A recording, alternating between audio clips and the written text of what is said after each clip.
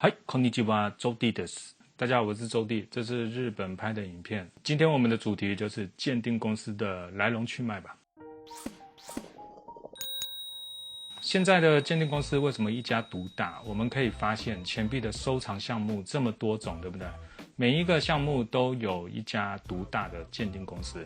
最早期是 PCGS 主攻中国基铸币。在他们开始评级中国基铸币之前当时评级外国钱币的名声早就已经打响了。PCGS 还是美国上市公司，后来经由 Michael 州的影响，让老外后来转移市场，加入中国基铸币和当代币。一开始 PCGS 很积极与香港钱币展销会结合，每年都会有2次在香港举办现场评级服务。2008年、09年，当时去香港，先是参加1天的马德河拍卖会，后来就是3天的钱币展销会。展销会就有点像这次日本举办的一样，还有美国也有Coin Show。然后 PCGS 就指派他们的鉴定师来香港为大家评级。一到香港，我们先把钱币交给他们，大概展销会的第2天就可以陆续拿到评级好的钱币。大部分我们会选择现场评级，都是会准备比较贵重的钱币，毕竟邮寄有风险嘛。当时 PCGS 也有评级当代币啦，也有一定的量。这时候的 NGC 也顺势想要跟 PCGS 竞争中国基铸币，也就是老银币啦。因为2家的评级标准不一样，所以一路上还是被 PCGS 吊着打。NGC 就把目光放在 PCGS 相对较弱的项目当代币和纸币，于是就顺利打开中国当代纪念币章的评级市场。分公司的 PMG 就专门评级中国纸币。当时的纸币常常会被裁切或修补嘛。为什么纸币要裁切呢？因为看纸币的品相，就是要看4个角尖不尖锐，裁切过的角就会变成全新的一样。当时 PMG 的评级眼光相当的保守，大部分的第一版人民币都不给评级，导致市场专家们的不满。其实跟老银币当时情况也很类似啦。但是怎么办呢？钱币收藏市场家里没大人也只能听他们的。当时的 NGC 稍微在当代币方面稳定后甚至有跟中国金币总公司谈合作，也就是希望以后每年发行出来的当代币，一开始面试就直接入盒 NGC， 后来怎么瞧的就不知道了，反正没谈拢。所以中国基铸币 PCGS 说的算，纸币 PMG 说的算，当代币 NGC 说的算。这时就开始有一些内地的鉴定公司出来想要吃这个饼。首先是 ENCS， 还有台湾的 ACCA、CMC， 当时也是有一堆人支持啦。我们国内终于有自己的鉴定公司了。鉴定公司做的大不大、成不成功呢？与入盒后的价格完全成正比。你自己说你的鉴定公司是全世界第一是没有用的，只要鉴定公司拿一枚同样分数的放在拍卖会上卖，排名一目了然。内地的鉴定公司后来又有公博鉴定华夏鉴定的，他们把目光放在基铸币、铜币较便宜的银元上，像是大头、传洋这类大通货上面，的确得到好评。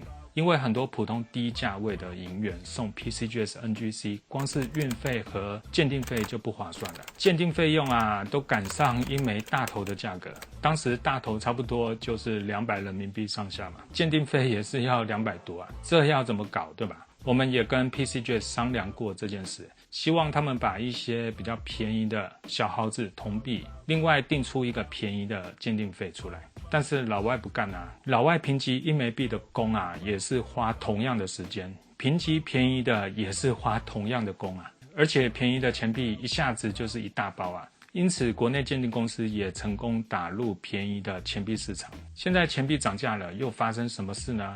一枚大头1000块，鉴定有分 XF 45的就是2000块，就算评级费200都值评出来没有分，顶多亏点鉴定费不算什么。这样的世道导致大家都要买钱币送评去赌赌看，专买国内鉴定公司的，或者是没有分的 P 盒、N 盒，有的我看入盒率几乎为0，人家也是想要去赌赌看。能站稳江湖地位是因为老大 PCGS 评过了大部分的样币，好的钱币。NGC 呢，则是捡 PCGS 剩的肉吃所以也是有不少钱币是入 N 盒的。况且 NGC 也评了不少稀少的样币，也有一定的江湖地位。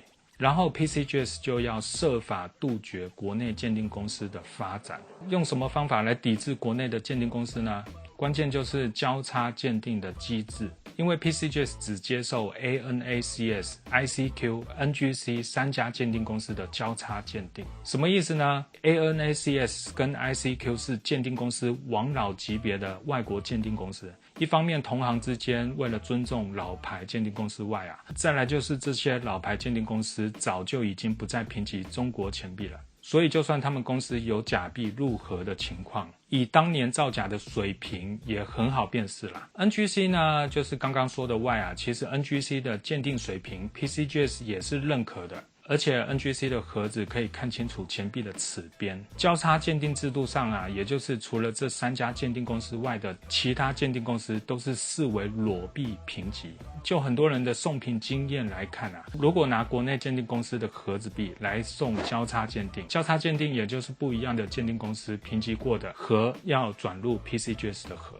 这时 PCGS 做了一个怪招，评级回来的国内盒哪怕 PCGS 评级是对的，回来时还是会保留原本的盒给你，然后附上一个标签纸来告诉你结果。如果你同意这样的分数，或是哪怕没有分也同意入 PCGS 的盒，你必须要送评第2次，然后把盒子币与这个标签纸一起寄回，并支付第2次的鉴定费用。这个时候你都已经老了2岁了，还搭上了2次的评级费。PCGS 这样做是故意让买家把国内的鉴定盒拆了，直接送评裸币赌一把，还简单快一点。第一，裸币对于 PCGS 鉴定比较方便一点不至于某个地方被鉴定盒遮住嘛，影响光线等等的，这也导致国内鉴定公司的价格一直上不来。虽然比裸币来得好啦，但是跟 PCGS、NGC 的价格还是差很多啦。其实每家鉴定公司只要有专业水准的鉴定能力，都有存在的价值。鉴定公司的成功也可以带起整个钱币项目市场的活跃度。现在国内的鉴定公司也开始把触手伸向股钱、金银锭、邮票之类的，目前还没有很多人开始开发的项目。我今天的分享也是希望钱币收藏可以越来越好啦，没必要跟龙头硬碰硬，反而可以想想其他未开发的项目，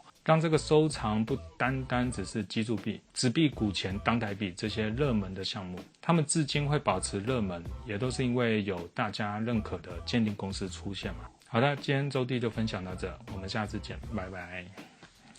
币藏那些事的 YouTube 会员专属影片已经开启了感谢大家多多利用。